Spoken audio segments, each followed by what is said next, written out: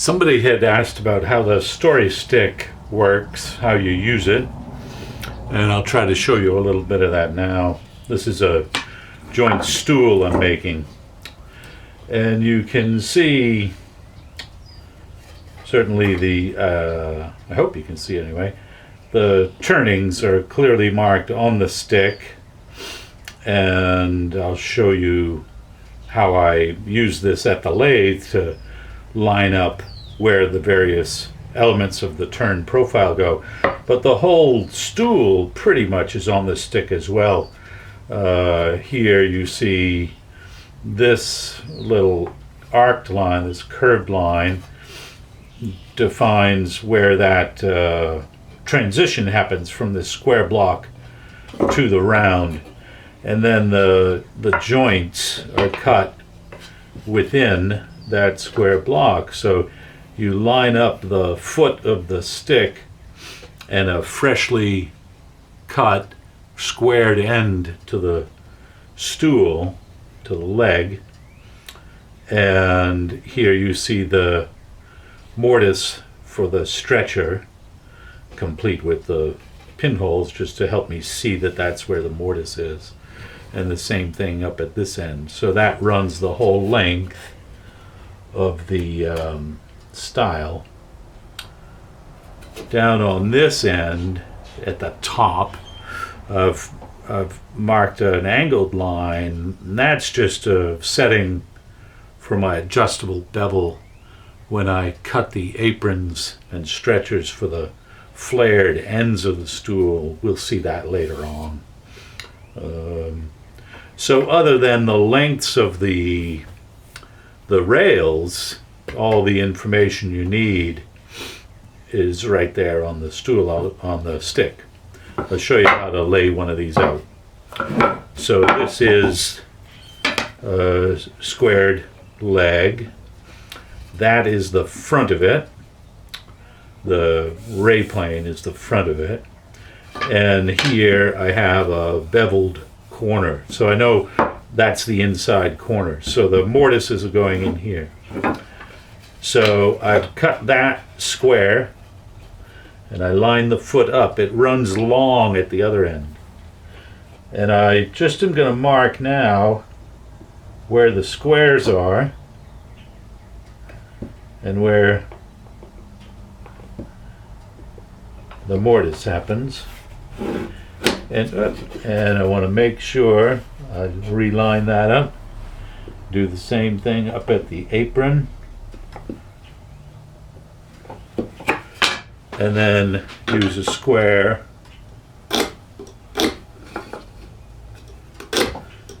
carry those lines. And you just have to keep track of which ones are which, because the mortises are only lined out here, but the squares are lined all across the whole stool.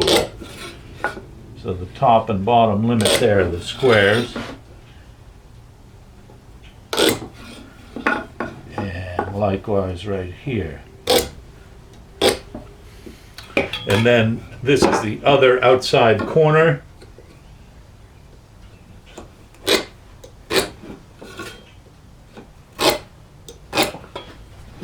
And here, I don't mark that top. I use the bevel gauge set to that angle, and now it comes from the front of the stool and rises up on the side. And now carry that there, and this,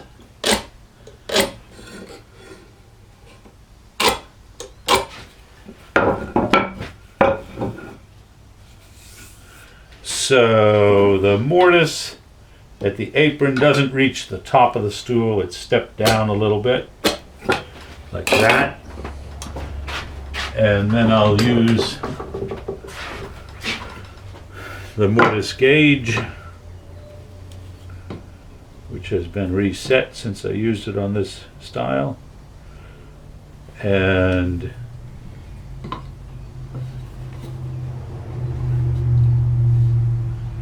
I'll just take that same setting off of there.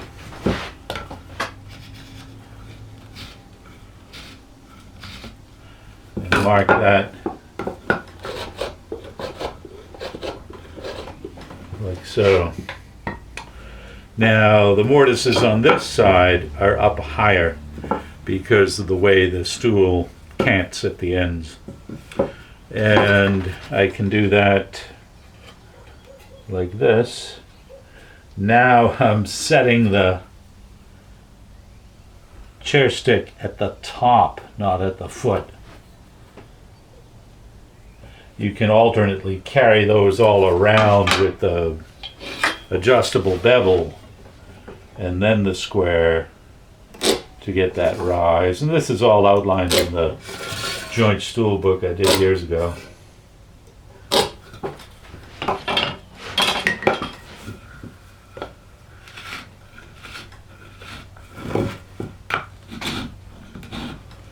So that's how I measure out the layout, just for really the joinery and to show where the turning happens. The details of the turning come at the lathe.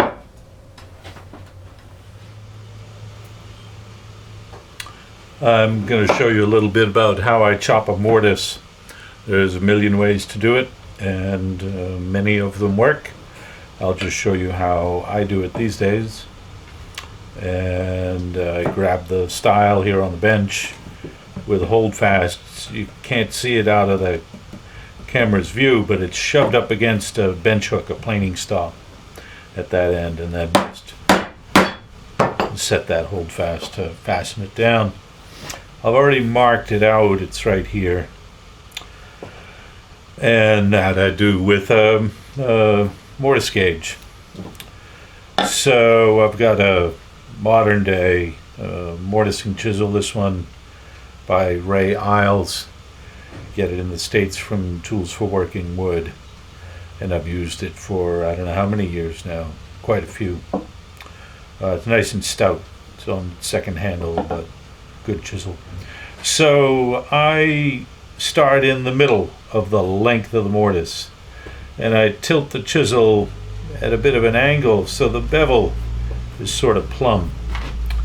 And I'm sighting this way that this part of the chisel is parallel to this, the face of the style. I don't want to be tilted toward you guys at the camera or back this way to me.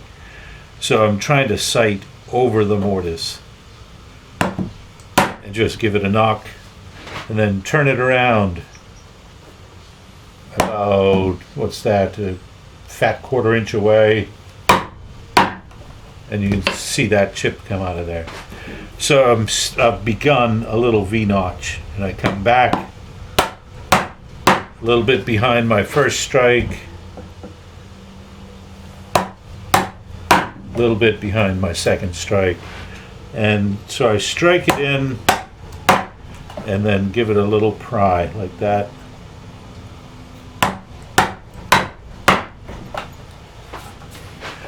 I'm trying to establish an opening in the middle of the mortise's length, like that. And it crept a little bit to me that way.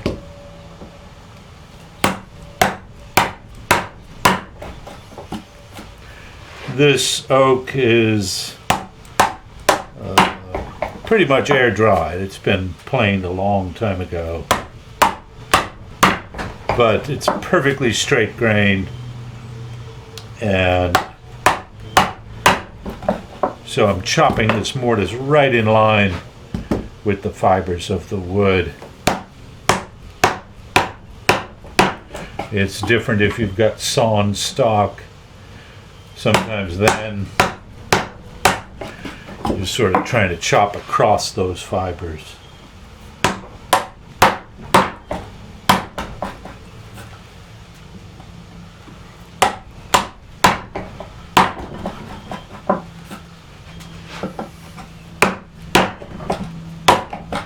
So you see I alternate back and forth.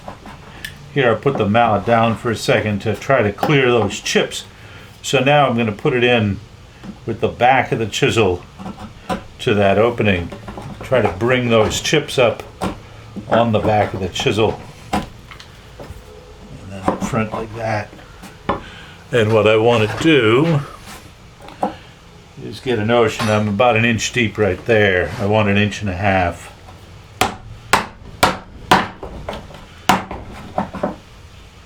And now, chopping more vertically. So I've got the back of the chisel more vertical and just cutting down that end grain. Like that.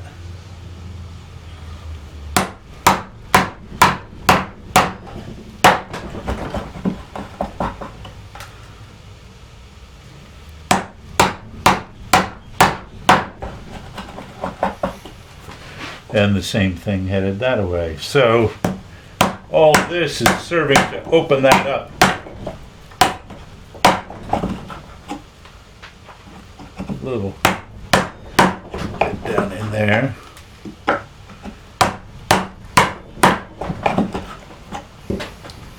And because I'm not at the ends of my mortise yet, I can bear on these pieces, really pry against these ends.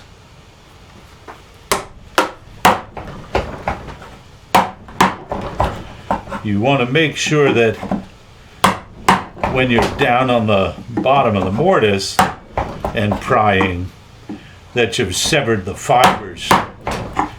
So you go in and just make a series of chops to break them and then pry them up. So now with hand pressure again, you can see that stuff come out of there.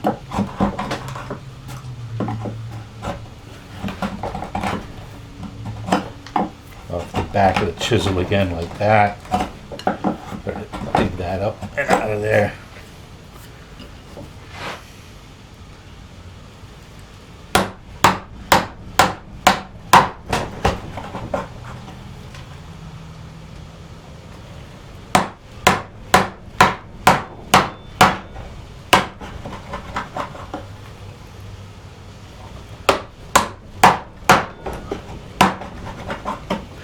And now I'm right near the end of the mortise. So this is the, where am I at here? Yeah, this is the apron, the top of the stool. So I'm going to tilt the chisel this way and undercut that end. The tenon won't fit in. It won't hit in there, but this will just make sure if the chisel's leaning this way, I've got wood impeding the tenon, stopping the tenon from entering the mortise. So here I'm intentionally undercutting that end grain, what is in this case the top of that mortise.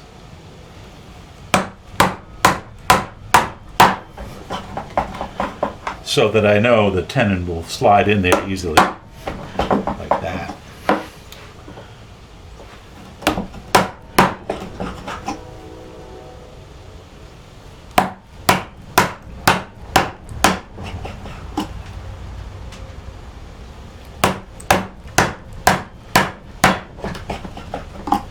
Generally speaking, I spend about 5 minutes chopping a mortise.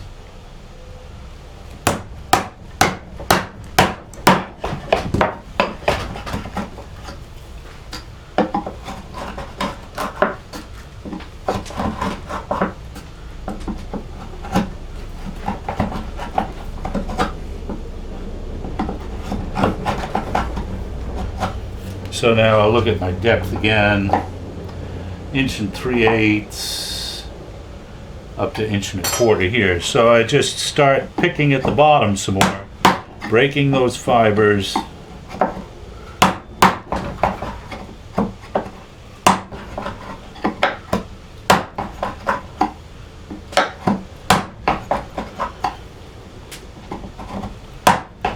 like that, and now I need to work on that end.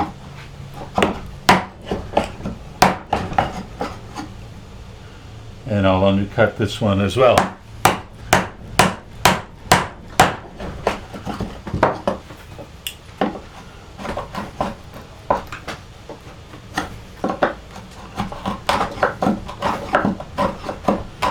And there, just trying to clean out that bottom. You don't want any of those fibers at the bottom really affecting your depth. So just a tiny bit more.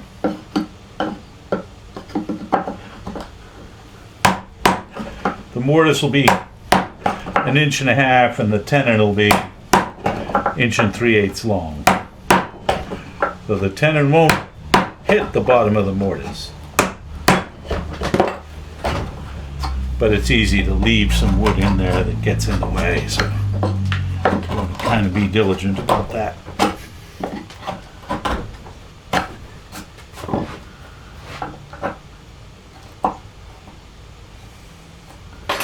And one last thing, I then sight from right above, and I can see that this interior cheek up at near the top of the mortise is tilted into the mortise. So I'm going to come in with a paring chisel and just clean that out that way.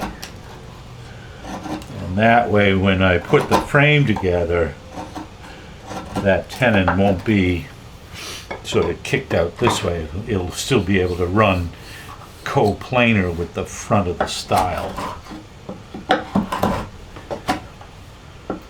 And that mortise is done, I think. Let's see.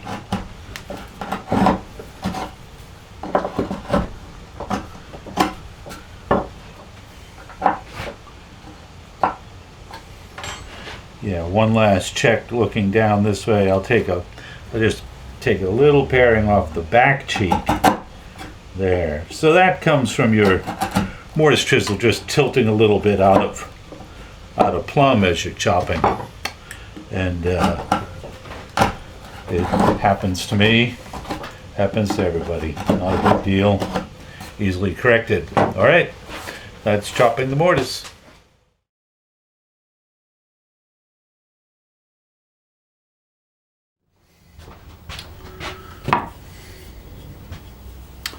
All right, I'm going to try chopping this mortise so that you can see what the chisel's doing inside the mortise, chopping it sort of against a piece of, in this case, a piece of plexiglass. A teaching technique I learned from Roy Underhill, and when I did it with Roy, he used plate glass. The plexi can flex a little bit, and it can break, I found out. But let's see what happens. 3-inch long mortise, 5/16 inch mortise chisel, piece of red oak, and I start in the middle and chop from both ends to just start to bring out that chip, and pry against those ends as I'm opening this up little by little. You can see the way it breaks up those fibers, and then you bring them up like that. So I work to first get some depth and then extend the width as I'm going along. That's not my full depth yet, and here I've got a bit of a bump in the bottom, so I'll go in and just break a little fiber like that and bring those up. And then it's a matter of just extending that length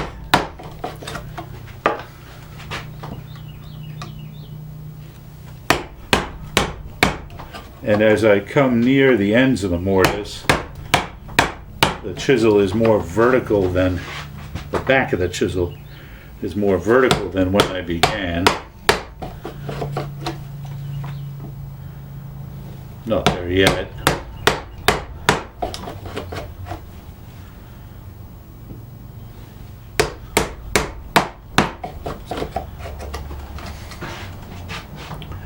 Work a little up here.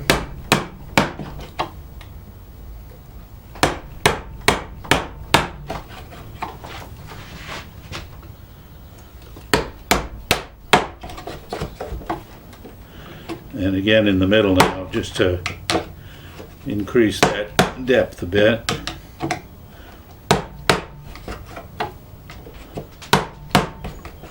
Sometimes I'll put the chisel in with the bevel down and bring those chips up on the back of the chisel like that.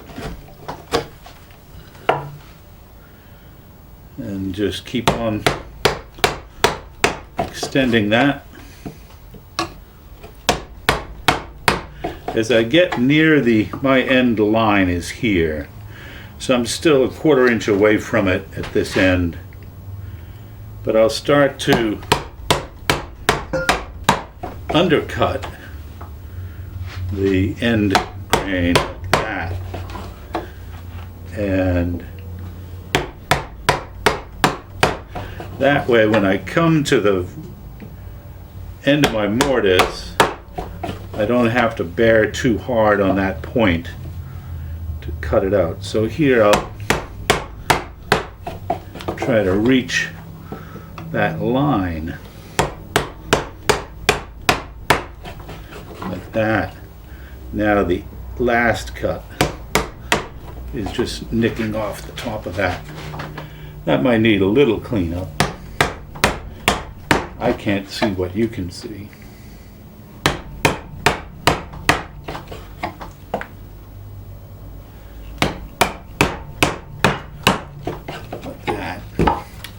And then bring those chips up again.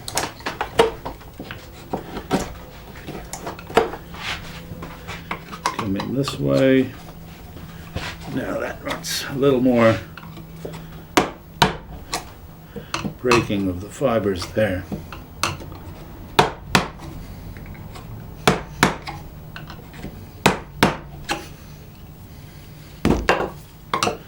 And like that.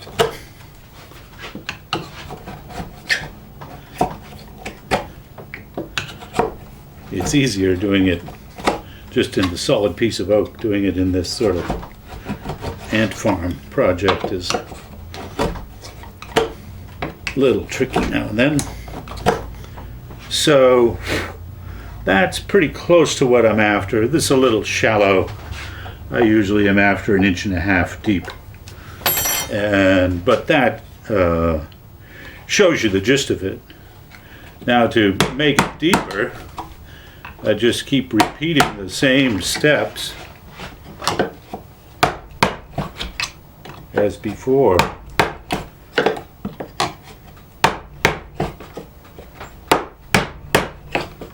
Like that. Try to get that out of there.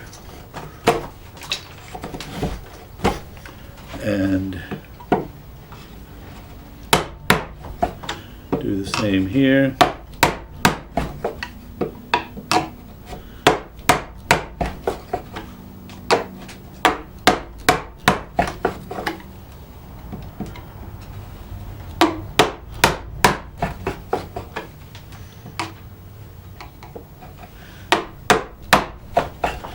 So